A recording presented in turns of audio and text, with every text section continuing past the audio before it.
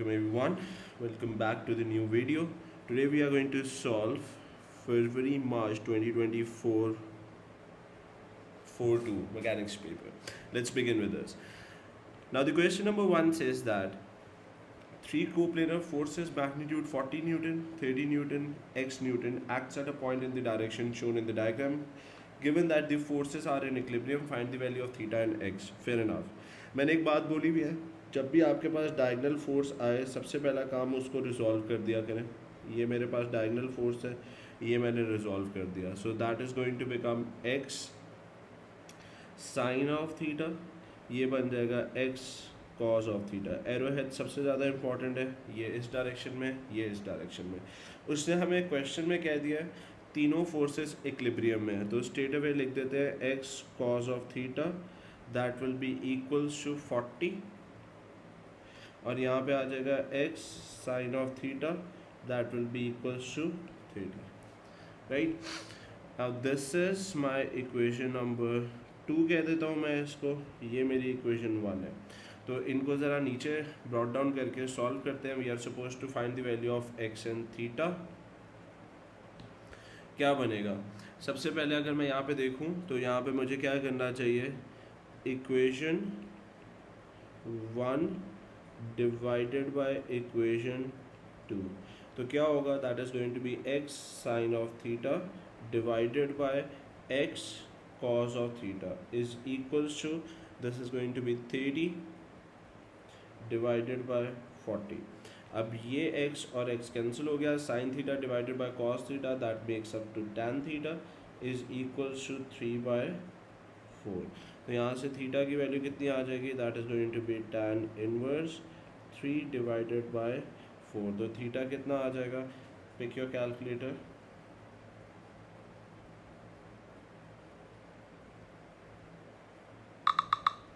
Tan inverse 3 divided by 4 which is going to be 36.9 degrees. Once you got this value, जब आपको ये वाली मिल गई है तो दूसरा जो आपको फाइंड करना है that is the value of x. वो कैसे करेंगे, that is going to be x cos of theta is equals to 40. तो यहाँ से मेरे पास थीटा की वैल्यू आ चुकी हुई है x cos of 36.9 is equals to 40. So x will be equals to 40 divided by cos of 36.9. तो यहाँ से मेरे पास x की वैल्यू कितनी आ जाएगी, that is going to be 50 newtons. Right ji, that is the answer for this one. Next आते हैं क्वेश्चन नंबर 2 पे. क्वेश्चन नंबर 2 हमें क्या कहता है, क्वेश्चन नंबर 2 states that, कहता है अ cyclist is travelling along a straight horizontal road at a speed of 4 meters per second when she passes a point O. She accelerates eight a constant rate for a distance of 42 meters. ये मेरे पास constant road है, ये इस पे O point है, इधर से वो 4 meter per second की स्पीड से गुजर रही है. कहता है constant accelerating eight a constant rate for a distance of 42 meters. ठीक है, reaches a speed of x meters per second. She maintains the speed of x v meters per second for a distance of 50 meters and then decelerates for 2 meters per second. यहाँ पे 42 meters travel करने के बाद उसकी जो यहाँ पे जाके स्पीड है that is v metre per second. इस v मीटर पर सेकेंड को उसने फर्दर 50 meters तक कैरी लॉन्ग किया है. Right, and then she decelerates. इसके बाद इस पॉइंट के बाद वो डिसेलरेट कर रही है और 2 meter पर सेकेंड से कर रही है before it comes to rest. ठीक है, the distance travelled while decelerating is 16 meters.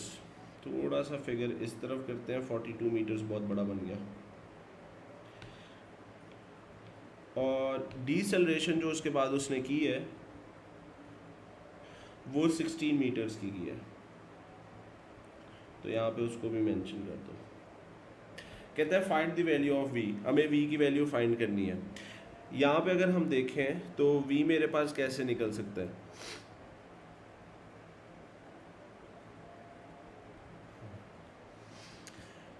Now the point is यहाँ पे उसकी जो स्पीड है that is v metres per second, we don't know the value, right. और मुझे पता चल चुका है कि लास्ट 16 के लिए उसकी जो डिसेलरेशन है वो 2 मीटर्स पर सेकेंड है। तो यहाँ पे मैं कह देता हूँ कि जी फाइनल वेलोसिटी जो है उसकी v मीटर पर सेकेंड है। Initial velocity, sorry initial, my bad, initial velocity उसकी u जो है वो कैपिटल V है। फाइनल वेलोसिटी जो होगी that is going to be, that will be 0, deceleration which is acceleration -2 metre per second होगी, और डिस्टेंस जो होगा दैट इज 16 मीटर्स, राइट जी। तो अगर मैं इसको सॉल्व करना चाहता हूँ, क्या बनेगा हमारे पास, this is going to be v square minus u square equals to 2as है। फाइनल वेलोसिटी 0 का square minus initial capital V का स्क्वायर 2 मल्टीप्लाई बाय -2 इंटू 16 आ जाएगा, राइट। तो इधर से अगर मैं सॉल्व करूँ, -v का square is equals to 2 into 2 into 16, that is 64 with a negative. तो यहाँ पे ये वाला माइनस और ये वाला माइनस कैंसिल हो जाएगा, that is v is equal to under root of 64। तो यहाँ से v कितना आ जाएगा, that will be equal to 8 metre per second, right. तो ये वाला तो हो गया हमारा। फिर उसने कहा है find the total time for which she is in motion from the instant she is passing from O। Total time find करना है। ज़रा इस वाले फिगर को पकड़ लेते हैं और नीचे ले आते हैं।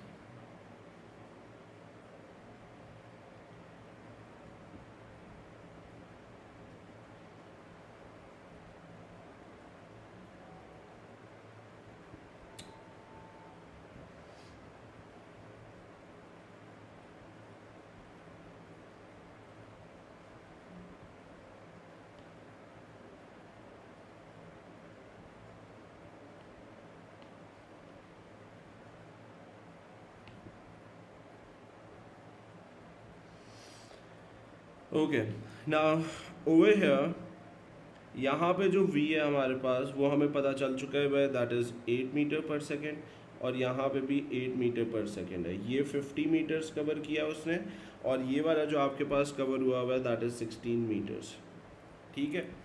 और ये जो उसने ट्रेवल किया है दैट इज़ 42 मीटर्स, 42 मीटर्स। यहाँ पे डिसेलरेशन 2 की थी, और कोई इन्फॉर्मेशन तो नहीं रखोगे, नहीं है जी, ठीक है। कहता है टोटल टाइम निकालो। वो और से देखिएगा टोटल टाइम कैसे निकाल सकते हैं। सबसे पहले वो यहाँ से जब जो चल रहा था that was 4 metre per second, 42 metres उसने कवर किया। तो यहाँ पे मैं क्या लगा सकता हूँ, अगर हम यहाँ पे देखें,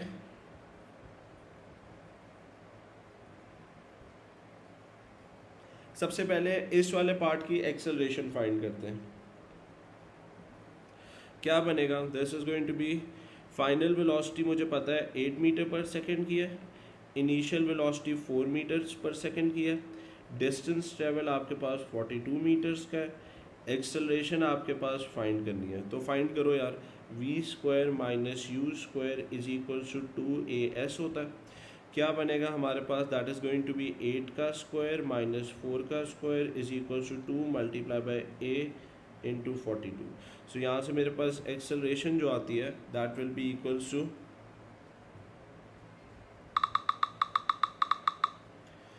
क्या बनेगा, दैट इज 8 का स्क्वायर माइनस 4 का square 48 divided by 84, which is going to be 4 divided by 7 metre per second square, right. अब हमें टाइम फाइंड करना है। टाइम कितना होगा, this is going to be a is equal to v minus u over t। तो यहाँ से t कितना आ गया, final velocity 8 minus 4 divided by acceleration है जी 4/7 की। So that is going to be 4 divided by which is going to be 7 seconds, ठीक है। ये वाला टाइम ड्यूरेशन आ गया। उसके बाद उसने 50 मीटर्स के लिए अगर आप देखो तो मेंटेन की है स्पीड, तो ये वाला जो पोर्शन है, ये वाला जो मेरा पोर्शन है, इसमें उसकी स्पीड कांस्टेंट रही है, राइट। तो कांस्टेंट स्पीड के लिए क्या होगा हमारे पास,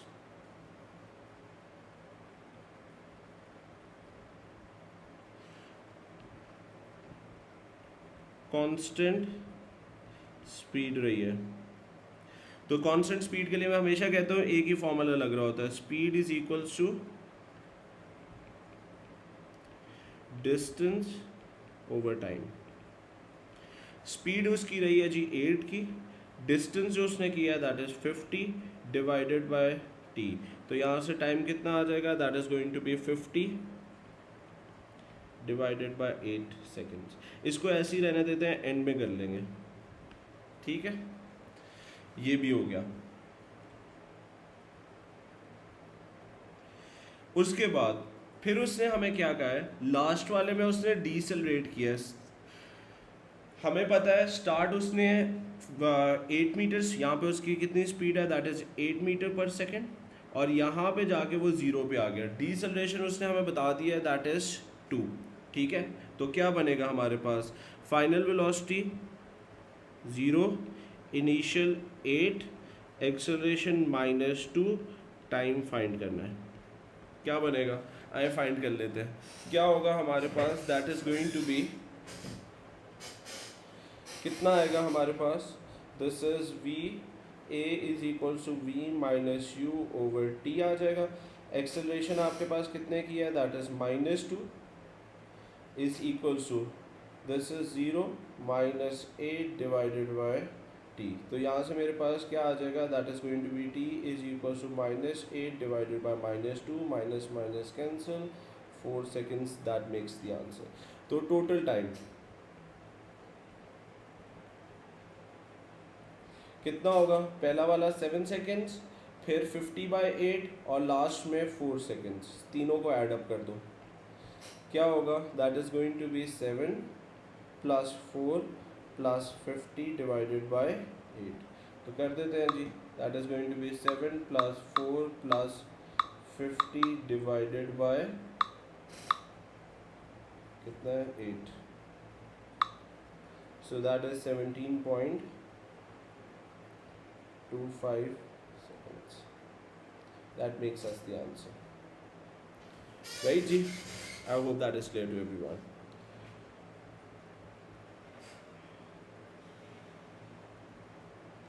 नेक्स्ट उसने हमें क्या कहा,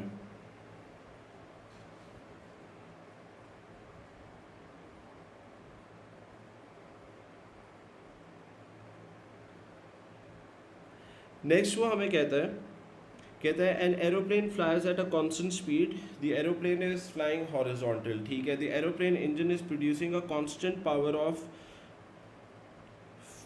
पावर उसने जो प्रोड्यूस किया है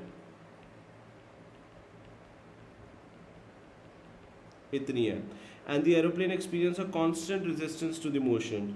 ये रेजिस्टेंस टू द मोशन है, फ्रिक्शनल फोर्स कह देते हैं। उसने कहा है फाइंड द स्पीड, ठीक है। पावर का एक फॉर्मूला पढ़ के आते हैं हम लोग, क्या फॉर्मूला होता है,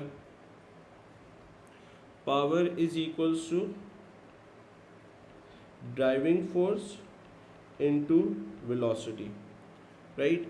अब अगर हम यहाँ पे देखें तो ड्राइविंग फोर्स अगर मुझे फाइंड करनी है तो पावर आपके पास ये वाली है,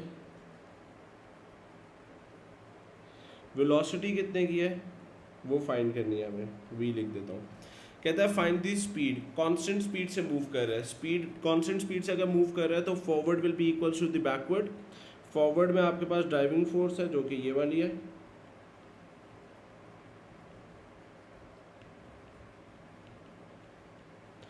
यहाँ पे v कितना आ जाएगा, that is going to be v is equals to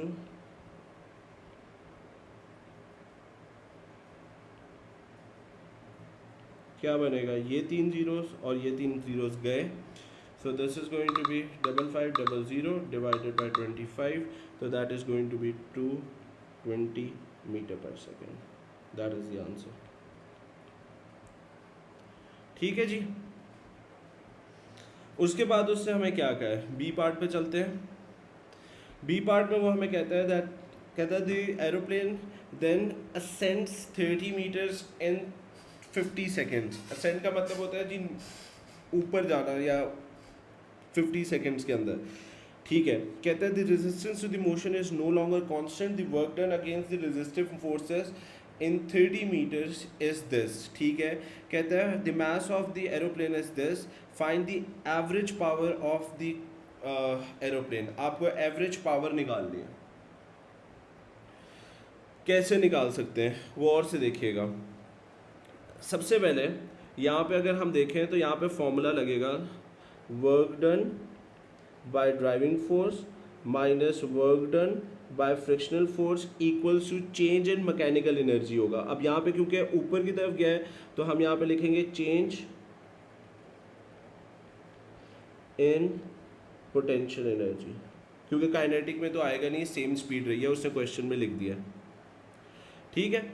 work done by driving force का हमें कुछ नहीं पता है, एज इट इज लिख दो,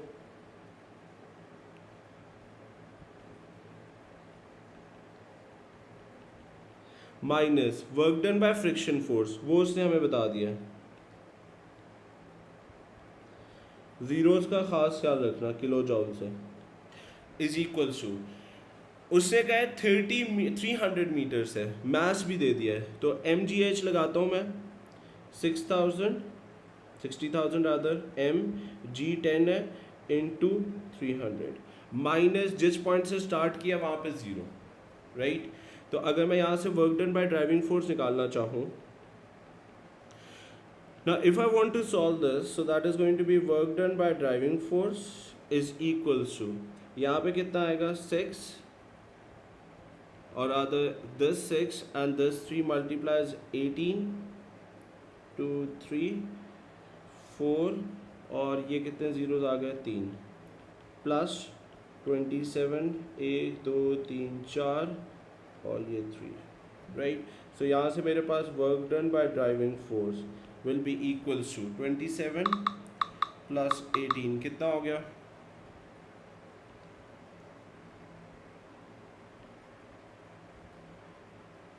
जूल्स, ठीक है। अब मुझे जो निकालनी है दैट इज पावर, वो कितनी होगी,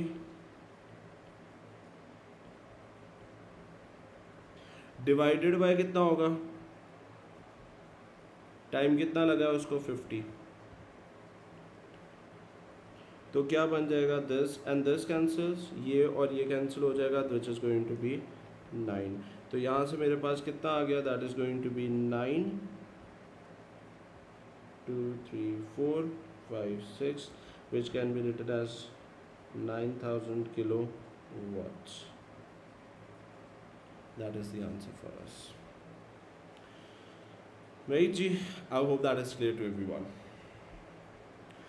क्वेश्चन नंबर 4 पे आते हैं। 4 क्या कहता है हमें,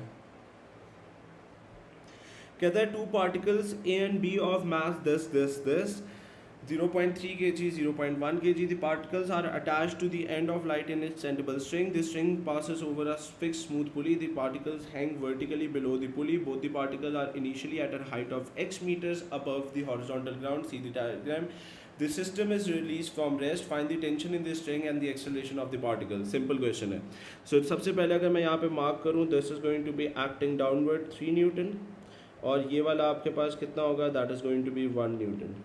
tension always acts towards pulley, ये रिटेंशन, राइट। ऑब्वियसली बात है, ए पार्टिकल हैवियर है, इस पार्टिकल ने नीचे की तरफ जाना है और बी पार्टिकल ने आपका ऊपर जाना है। तो यहाँ से 2 इक्वेशंस बनाते हैं। क्या बनेंगी हमारे पास इक्वेशंस, वो और से देखो सारे। This is going to be for the particle A, F is equal to M A लगाते होते हैं। क्या बनेगा, 3 minus tension is equal to 0.3 times of acceleration कितनी है, दैट इज ए।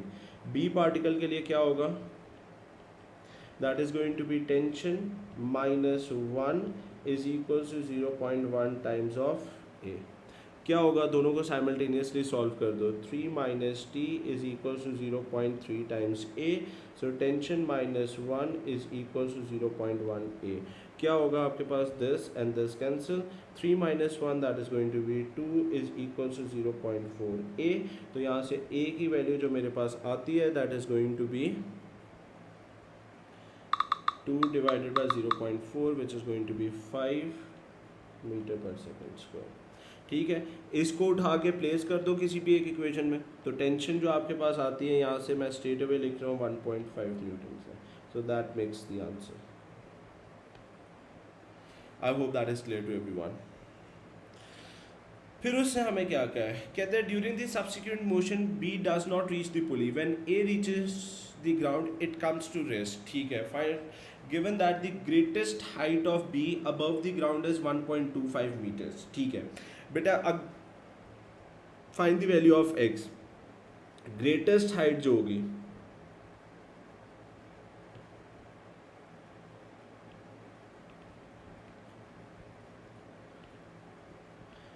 इसमें क्या क्या होगा, सबसे पहले तो देखो ए नीचे गया x मीटर्स, ये x मीटर्स और ऊपर चला गया x, और x से तो ऊपर था। इसके बाद आ जाएगा आपका ला भला करे इनर्शिया। ठीक है, तो ग्रेटेस्ट हाइट में हमारे पास क्या होगा, यहाँ पे पहले लिख दो x प्लस इनर्शिया। ठीक है, और उसने बताया ये 1.2 है, 2x प्लस इनर्शिया। डील हमें सिर्फ और सिर्फ इनर्शिया को करना है। इनर्शिया वाला डिस्टेंस आ जाएगा ना इन टर्म्स ऑफ एक्स, यहाँ पे प्लेस कर देंगे, एक्स की वैल्यू निकल आएगी। वो और से सारे फोकस करो।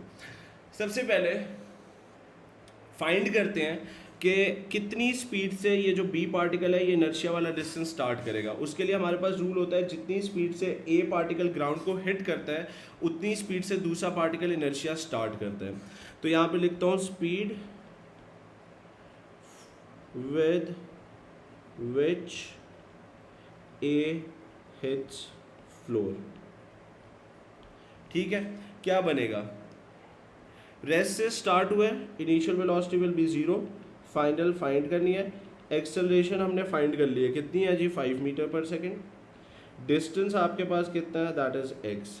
लगाओ v square minus u square is equal to 2as। Final velocity find करनी है, -0 का स्क्वायर है is equal to 2 multiply by 5 multiply by x। तो v is equal to √10x आ गया। No doubt I don't know the value of it, as it is लिख देते हैं। ये बी पार्टिकल के लिए क्या है, इनिशियल √10x। फाइनल क्योंकि वो मैक्सिमम हाइट पे पहुंच रहा है 0 हो जाएगी। डिस्टेंस हमें फाइंड करना है। Acceleration because it is going against the gravity -10 लेंगे, क्योंकि इनर्शिया में जो ट्रेवल कर रहा होता है वो आपके पास अगेंस्ट द ग्रेविटी कर रहा होता है। ये जो 2 है ये अब हम नहीं ले सकते, सॉरी 5 जो है वो अब हम नहीं ले सकते, क्योंकि अब आपका जो पार्टिकल है उसने ग्राउंड वो इनर्शिया वाला डिस्टेंस ट्रेवल कर रहा है, तो अब सब्सिक्वेंट मोशन नहीं है। तो क्या बनेगा, that is going to be v square minus u square is equal to 2as। Final आपकी 0 का स्क्वायर है माइनस इनिशियल आपके पास √10x है whole square 2 into -10 multiply by s है। तो यहाँ से ये और ये तो वैसे ही कैंसिल हो जाएगा, s will be equals to 10x divided by कितना हो जाएगा 20, तो s will be equals to 0.5x। ये कौन सा डिस्टेंस आया बेटा, ये इनर्शिया वाला है। क्या बोला था मैंने, इनर्शिया वाला निकाल के इधर प्लेस करना है। आए करते हैं 1.2 is equal to 2x plus कितना होगा, that is going to be 0.5x।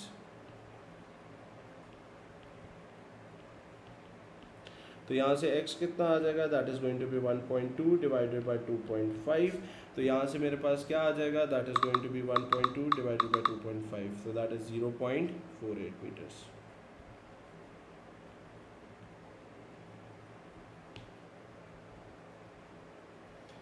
That's how you're supposed to solve it. I hope that is clear to everyone.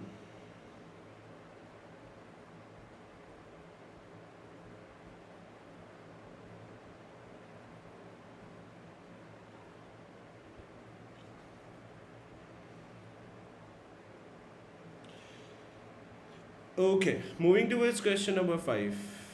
क्या कहते हैं, कहता है 3 particles PQR of mass 0.4, 0.6, 0.4, 0.8 respectively are rest this. The distance of PQ is this 3 meters. QR is also 3. P is projected directly towards Q with a speed of 3 meters per second. P and Q collides. P continues to move in the same direction with the speed of 1.5. Find the speed of Q after the collision. ठीक है, simple सा question है. Before equals to after करेंगे, right. Before आपके पास क्या scenario है? Before के अंदर जो हमारे पास सिनेरियो है दैट इज 0.6 मल्टीप्लाई बाय इसकी स्पीड कितनी थी हमारे पास, जो P प्रोजेक्टेड 3 से हुआ है, plus 0.4 multiply by 0 Q rest पे था, इक्वल्स टू आपके पास क्या होगा 0.6 multiply by 1.5 plus 0.4 multiply by v. इसकी स्पीड हमें फाइंड करनी है, तो इसको सॉल्व कर दो.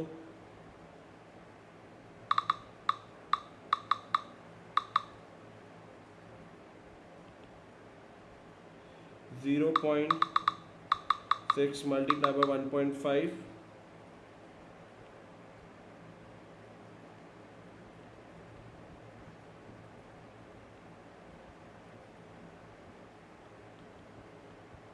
That is the answer for us. ठीक है जी. In the subsequent motion Q and R these particles coalesces. ठीक है. Find the speed of the combined particles after this collision. अच्छा, अब हुआ ये है कि भाई Q ने ऑब्वियसली बात है उसके पास भी स्पीड आ गया, वो जाके R को कोलाइड करता है और कोलेस कर जाता है. कोलेस जब होते हैं तो वेट्स कंबाइन हो जाएंगे. ठीक है. हमें फाइंड करनी है कंबाइंड स्पीड. बहुत आसान है. क्या होगा हमारे पास, Q का आपके पास मास कितना है, that is going to be 0.4 multiply by speed हमने निकाल ली 2.25 प्लस R जो है इसका मास कितना था, दैट इज 0.8, लेकिन ये रेस्ट पे है. 0.8 multiply by 0 is equals to, दोनों पार्टिकल कोलेस हो गए, स्टिक टुगेदर, तो यहाँ पे क्या आ जाएगा 0.4 प्लस 0.8 मल्टीप्लाई बाय v. ठीक है. इसको सिंपल सॉल्व कर दो.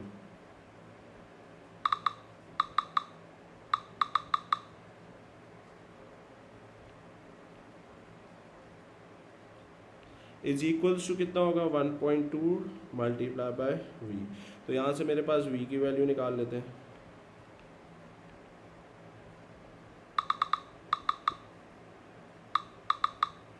तो कितना आ गया, that is going to be 0.75 metre per second.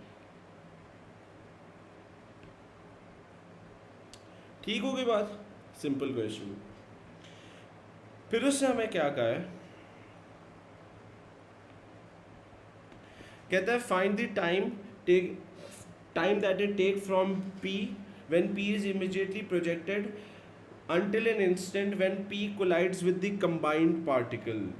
अच्छा, now this is something different, right? सबसे पहले उसने हमें कहा है कि जी ये बताओ कि कितना डिस्टेंस इनको लगा, कितना टाइम लगा है जब P को प्रोजेक्ट किया है अनटिल P जो है कंबाइंड पार्टिकल्स से कोलाइड करता है दोबारा. ठीक है. वो और से सारों ने देखना, बहुत इंपॉर्टेंट क्वेश्चन है, राइट. सबसे पहले अगर हम यहाँ पे देखें तो सबसे पहले तो स्ट्रेट अवे निकाल लेते हैं कि भाई P ने कितना टाइम लिया है Q तक पहुँचने में. यहाँ से लेके यहाँ तक कितना टाइम लगा. तो सबसे पहले यहाँ पे अगर मैं देखूँ तो मुझे उसने बताया हुआ है कि जी P की जो स्पीड है दैट इज़ 3. तो यहाँ से मेरे पास क्या आएगा, और डिस्टेंस जो ट्रेवल करना है वो भी 3 मीटर्स है. तो speed is equals to distance over time होता है. ठीक है. Time is equals to distance आपके पास 3 का है, P की जो स्पीड थी वो भी 3 की थी, तो ये मेरे पास स्ट्रेट अवे 1 सेकेंड आ गया. ये 1 सेकेंड वो टाइम है जो कि आपके P को लगा है यहाँ तक पहुँचने में, 1 सेकेंड. ठीक है. पहला तो ये वाला आ गया. इसको यहाँ से पकड़ते हैं, नीचे ले जाते हैं, ये एक है. उसके बाद ये P जब यहाँ पे पहुँचा तो ये दोनों P और Q कर गए कोलाइड कर गए, ठीक है। अब ये दोनों जब कोलाइड किए हैं तो इनकी जो स्पीड है कंबाइंड स्पीड, देखो बेटा वो जो पिछले पार्ट में चीज़ें निकलवाता है ना उसको उससे यूज़ करवाना होता है, ठीक है। तो ये आपके पास इनकी स्पीड है कंबाइंड पार्टिकल की, ओके। अब यहाँ पे जब कोलाइड हुए हैं तो Q जो है वो जाके R को हिट किया है, राइट। और Q जब R को हिट किया है तो हमें ये पता है कि जी Q की जो स्पीड है that is this one 2.25, right. इसने जो डिस्टेंस ट्रेवल किया वो है बेटा 3 मीटर्स का। तो अब ये फाइंड करते हैं कि Q को R तक पहुंचने में कितना टाइम लगा, Q से R। Again time is equals to distance divided by speed होता है। डिस्टेंस उसने 3 मीटर्स का किया है और आपके पास जो Q की स्पीड है वो कितनी है 2.25, तो वो कितना आ जाएगा, that is going to be 3 divided by 2.25, so that is 4/3। ये कौन सा टाइम है, ये वो टाइम है जो आपका Q ने लिया है यहां से लेके यहां तक पहुंचने में, ठीक है। इसको भी पकड़ लेते हैं यहां से और नीचे ले जाते हैं।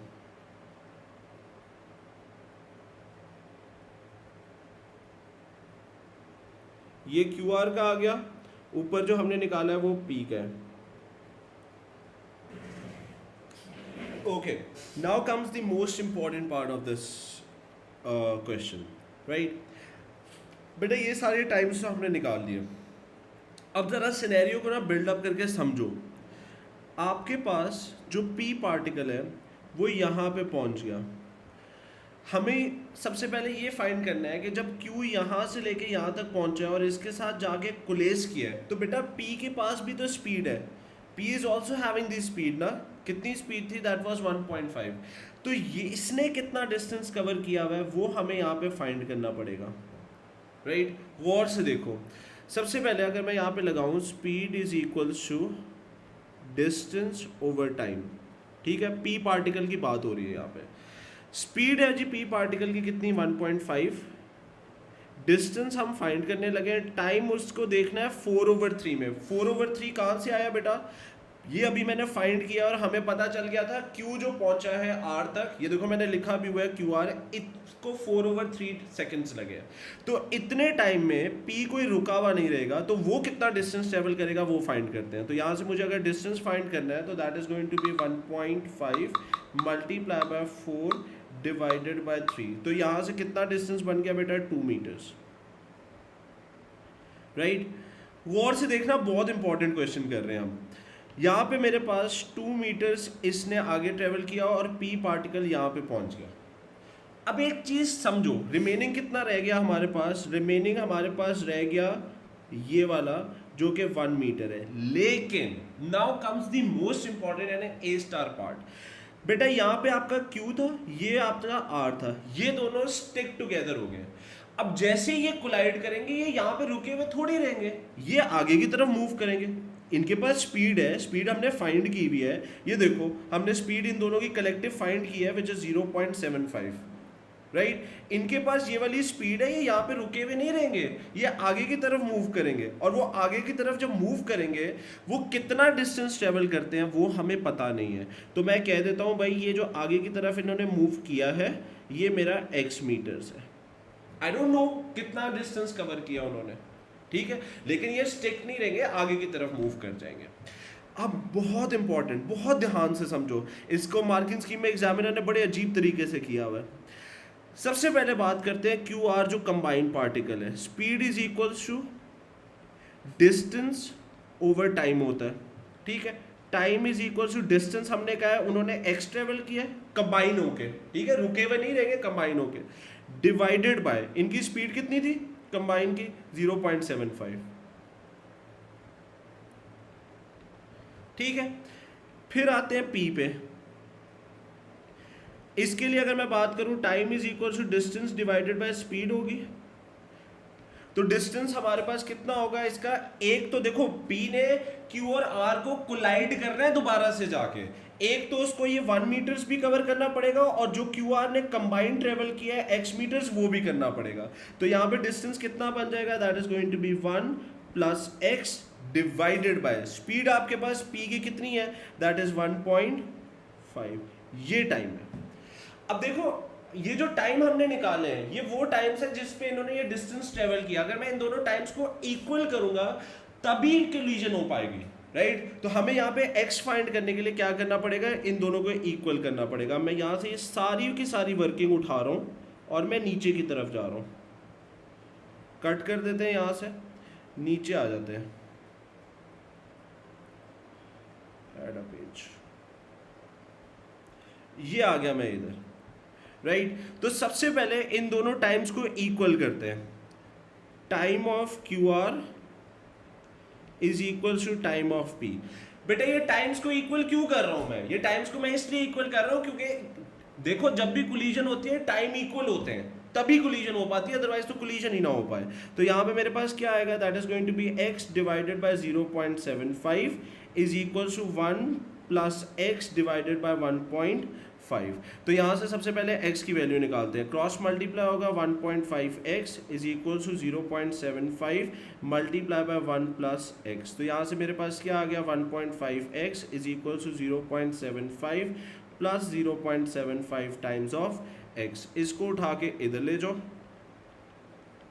Minus 0.75x is equal to 0.75। तो यहाँ से मेरे पास आएगा 0.75x इज इक्वल टू 0.75, तो x will be equal to 1 meter. तो पता ये चला कि जब ये दोनों पार्टिकल्स कंबाइन होकर आगे की तरफ मूव कर रहे हैं तो इन्होंने 1 मीटर का डिस्टेंस और कवर कर लिया, फिर जाकर अब P ने जो है पहले 1 मीटर का जो गैप था वो कवर करना है और फिर 1 मीटर जो और उन्होंने ट्रेवल किया वो भी कवर करना है।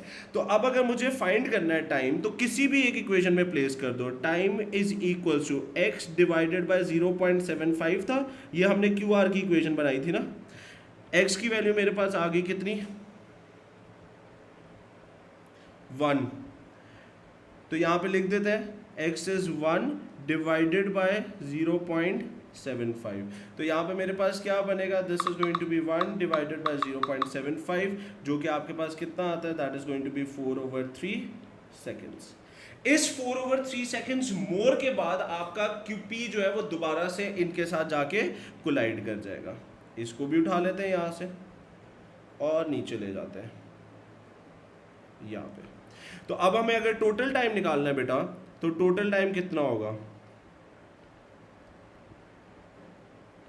दैट वाज 1 जो कि P ने ट्रेवल किया था, QR वाला 4/3 प्लस 4/3 जो अभी हमने निकाला, तो that is going to make us two 11 divided by 3 seconds. That is the answer for us, right जी। I hope that is clear to you guys. Next आते हैं क्वेश्चन नंबर 6 पे। क्वेश्चन नंबर 6 क्या कहता है, कहता है a block of mass 12 kg is placed on a rough plane inclined at an angle of alpha to the horizontal where alpha is equals to tan inverse 0.5. A force of x Newton applied on a block directly up the plane. The coefficient of the friction is this. It is given. Find the time taken. Time taken हमें निकालना है। Time taken moves 2 meters down the plane, ठीक है। 2 metres जब down the plane आ रहा है उस case में हमें टाइम निकालना है। तो सबसे पहले बेटा क्या करेंगे, सबसे पहले एक्सेलरेशन फाइंड करते हैं। गौर से देखो, ये मेरे पास 120 आ गया, इसको अगर मैं रिजॉल्व करूं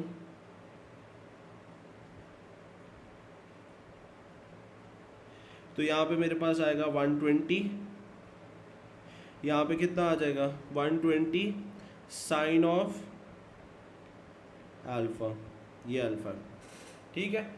और ये मेरे पास डाउनवर्ड जो लग रही है ये बनेगी 120 cos of alpha. Reaction force की डायरेक्शन ये रही, राइट। तो मेरे पास R will be equal to 120 cos of alpha, ठीक है। तो यहाँ से मेरे पास क्या बनेगा, फॉरवर्ड माइनस बैकवर्ड भी कर देते हैं। फॉरवर्ड में ये वाली है, बैकवर्ड में एक और आएगी which is going to be the friction force, F is equal to mu R भी लगेगा। तो क्या बनेगा, F is equal to M A लगाते हैं, फॉरवर्ड में क्या है 120 sine of alpha minus X की वैल्यू 20 है plus frictional force is equal to mass कितना है 12 multiply by A. Right, alpha के लिए हमें परेशान होने की जरूरत नहीं है, उससे खुद ही बता दिया tan इनवर्स ऑफ 0.5 है। आई जी वैल्यूज को प्लेस करते हैं, so this is going to be 120 sine of alpha minus 20 plus mu R, mu की वैल्यू कितनी दी हुई है उसने, दैट इज 0.15, आर कितना है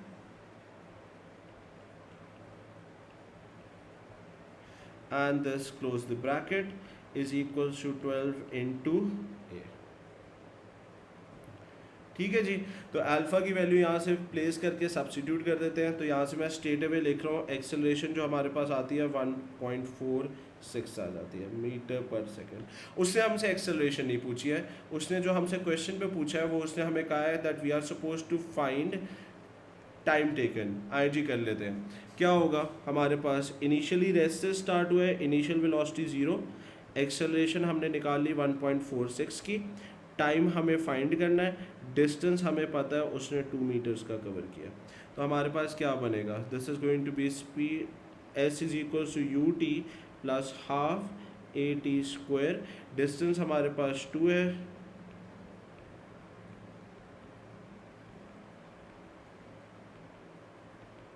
तो यहाँ से टाइम कितना बन जाएगा, that will be equal to 1.65 seconds। That is going to be the answer for us. I hope that is clear to everyone. फिर उसने हमें क्या कहा है,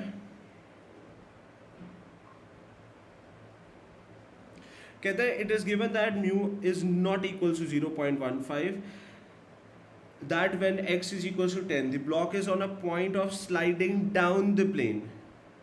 ठीक है, कहता है find the value of mu and the value of x for which the block is on a point of moving up the plane। हमें उसने कहा है कि जब आपके पास x is equals to 10 है तो म्यू की वैल्यू 0.2 नहीं, 0.15 नहीं है, ये 0.15 तब थी जब आपके पास x की वैल्यू 10 है। ठीक है, और कहते हैं इस इंस्टेंट पे आपके पास जो ब्लॉक था that is moving down the plane हो रहा था। ठीक होगी बात, कहता है find the value of mu जब आपके पास and the value of x, mu भी फाइंड करना है एक्स भी फाइंड करना है, जब आपका जो प्लेन है मूविंग अप द प्लेन, आपका जो ब्लॉक है वो मूविंग अप द प्लेन होना चाहिए। ठीक है, आइए जी सॉल्व करते हैं। Let me pick this figure up.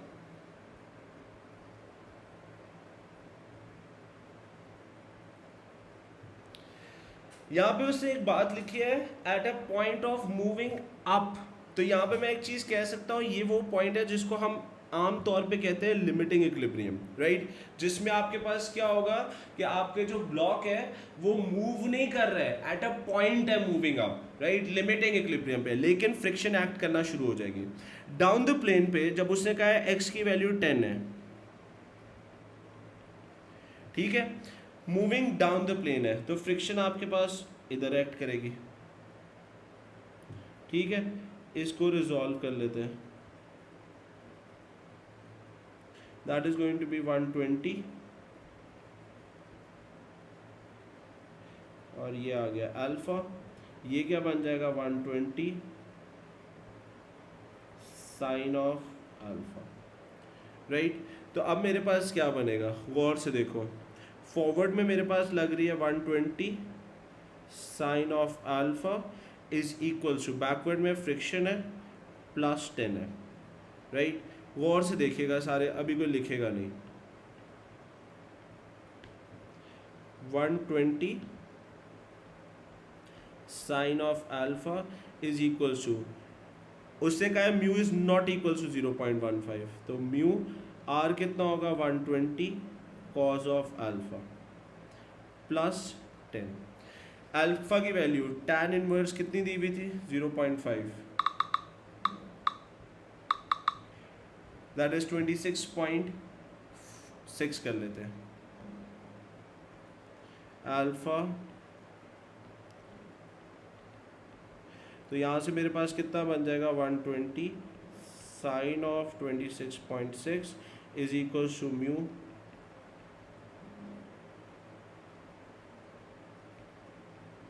तो यहाँ से हम अपनी म्यू की वैल्यू निकाल लेते हैं 26.6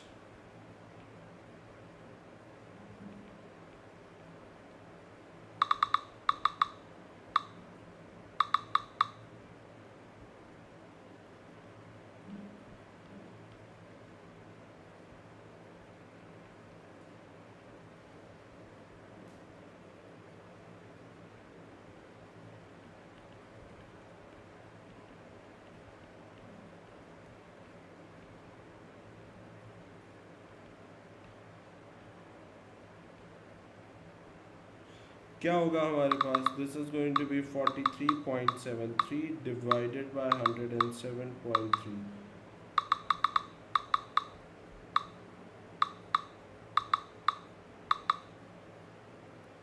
so that gives us 0.407 that's the value of mu। ठीक है, अब उससे क्या है find the value of mu,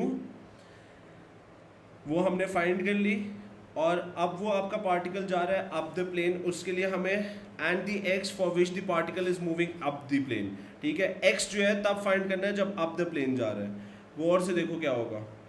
अब फाइंड करते हैं एक्स की वैल्यू, ठीक है। जब ये पार्टिकल अप द प्लेन जा रहा है तो अब फ्रिक्शन इधर नहीं एक्ट करेगी, now the friction is going to be acting in this particular direction, ठीक है।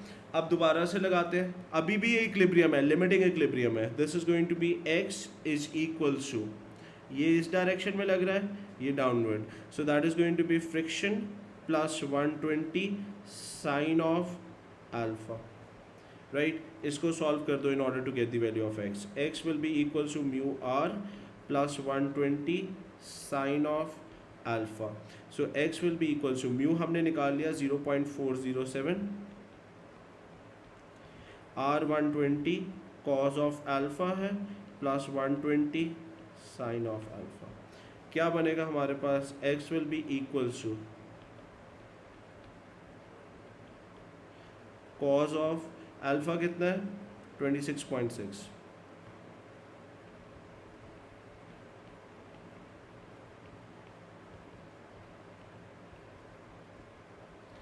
Right.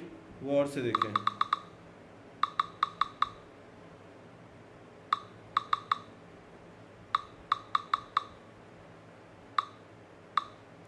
so x will be equal to 43.67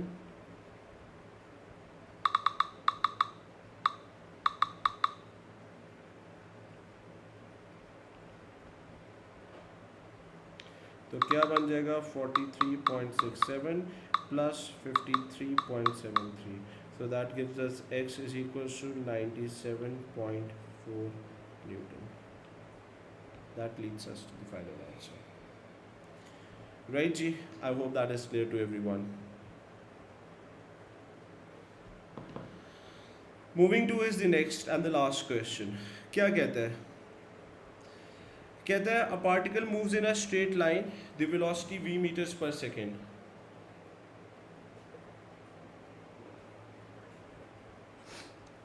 कहता है v is this, उससे हमें कहा यह है, कहता है where k and p are the constant, the acceleration of the particle at t is equal to 1 is this, ठीक है। the displacement of o from o at t is equals to 1 is 93 meters, show that k is equals to this and p is equals to this। बहुत ही आसान है, वो और से देखो, उससे हमें वेलोसिटी की इक्वेशन दे दी है बेटा, that is 20 plus pt minus 6t का स्क्वायर, राइट। उससे हमें वेलोसिटी की इक्वेशन दे दी है, उसने हमें कहा है जी acceleration when t is equal to 1 है, तो आपके पास जो एक्सेलरेशन है दैट इज बेसिकली 42। तो हमें एक चीज़ पता होनी चाहिए कि आपके पास अगर एक्सेलरेशन निकालना है तो that is dv/dt is equals to के इंटू, बेटा ये के को कुछ नहीं करना, कांस्टेंट नंबर क्या होता है, ख़त्म हो जाता है, यहाँ पे क्या आ जाएगा p माइनस 12t। तो acceleration will be equals to के into p minus 12t, right. अब उसने कुछ बताया है, कहता है एक्सेल t1 पे एक्सेलरेशन 42 है, प्लेस करो 42 is equals to k multiplied by p minus t into 1, ठीक है। तो that is 42 is equals to kp minus 12k।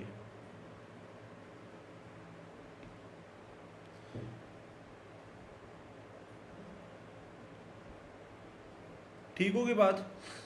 दूसरा, इसको उठा के इस तरफ कर देते हैं। फिर उससे हमें कहा है डिस्प्लेसमेंट, डिस्प्लेसमेंट वेलोसिटी की इक्वेशन से डिस्प्लेसमेंट में कैसे जाते हैं, क्या करना होता है, इंटीग्रेट। वो और से देखो,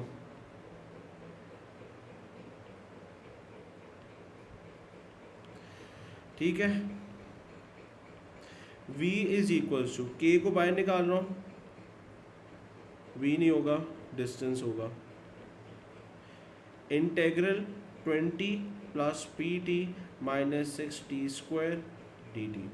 तो यहाँ से मेरे पास क्या बनेगा, that is going to be s is equals to K 20t divided by 2 minus 6t का cube divided by 3 plus c। उससे हमें बता दिया 93 मीटर्स है जब टाइम 1 है। आई जी प्लेस करते हैं, थोड़ी सी वर्किंग और करनी पड़ेगी पहले।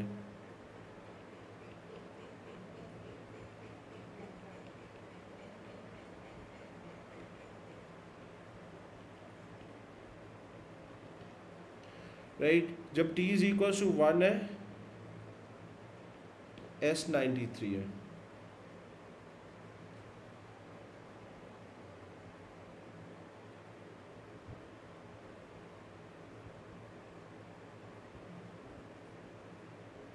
तो आए ज़रा प्लेस करते हैं, this is going to be 93 is equal to के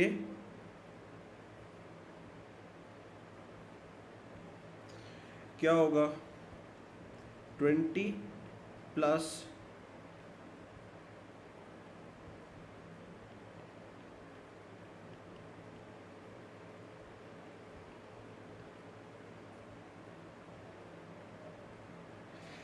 अब यहाँ पे अगर मैं देखूँ तो c के लिए ये वाली यूज़ नहीं करेंगे हम।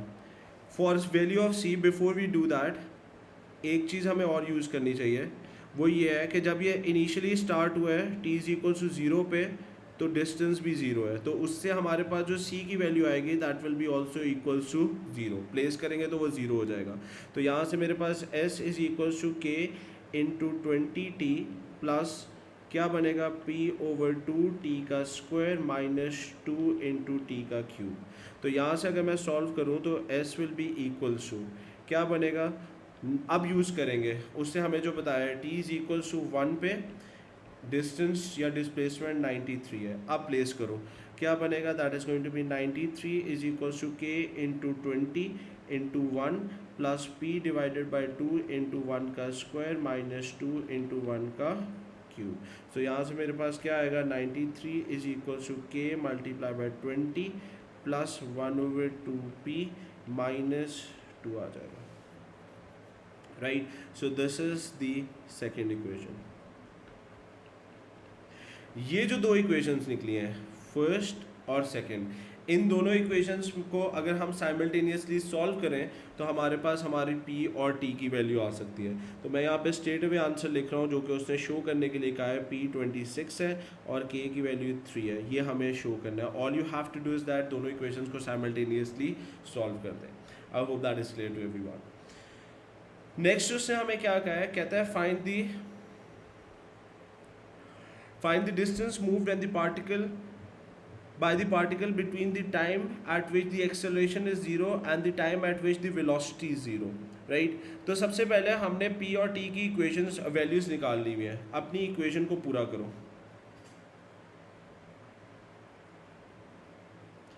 ये भी कॉपी कर रहा हूँ मैं, और इधर से जो एक्सेलरेशन की इक्वेशन निकाली है उसको भी कॉपी कर रहा हूँ मैं, और वैल्यूज़ क्या आई हुई है ये आ गई। पहले तो ज़रा सब्स्टिट्यूट करके अपनी इक्वेशंस कंप्लीट करते हैं। v is equals to 3 multiply by 20 plus 26t minus 6t का स्क्वायर, और a इज इक्वल्स टू कितना होगा 3 इंटू 26 माइनस 12t।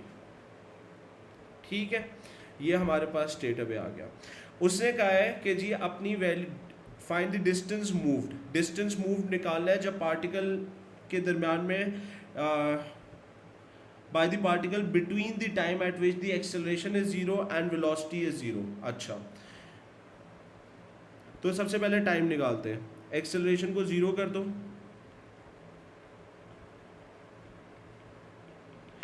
ये उधर जाके जीरो होके खत्म हो जाएगा,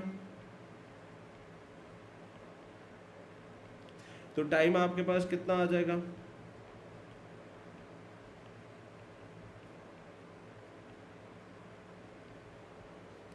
इधर भी जीरो प्लेस करो,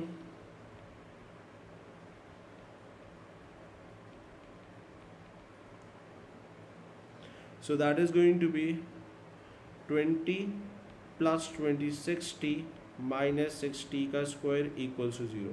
इधर से अगर हम मिडिल टर्म ब्रेकिंग करें तो t इज इक्वल्स टू 5 आता है, और दूसरा t is equals to minus 2/3 आता है।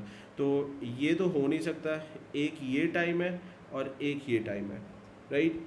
उससे हमें कहा है डिस्टेंस निकालो इन टाइम्स के इंटरवल में, राइट। तो हमने डिस्टेंस की इक्वेशन निकाल ली हुई है।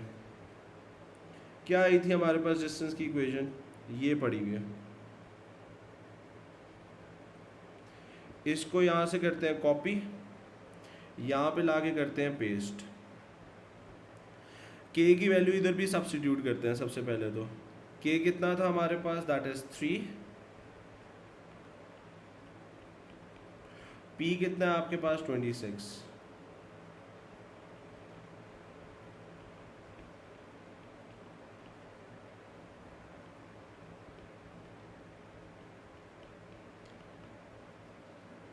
दिस इज 13t का स्क्वायर माइनस 2t का क्यूब, राइट। इस 3 को ज़रा मल्टीप्लाई भी कर देते हैं,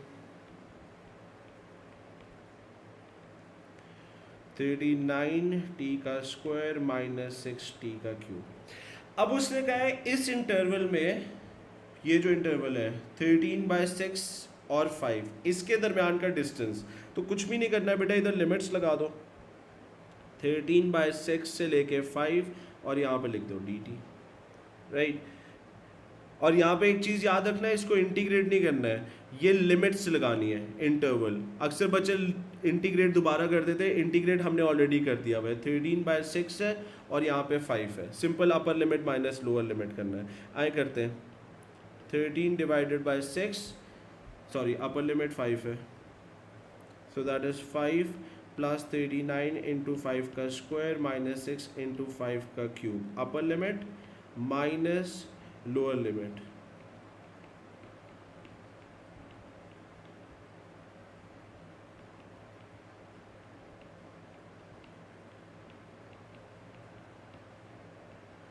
तो यहाँ से मेरे पास जो आंसर आता है that is going to be 273 meters. That is the answer for us.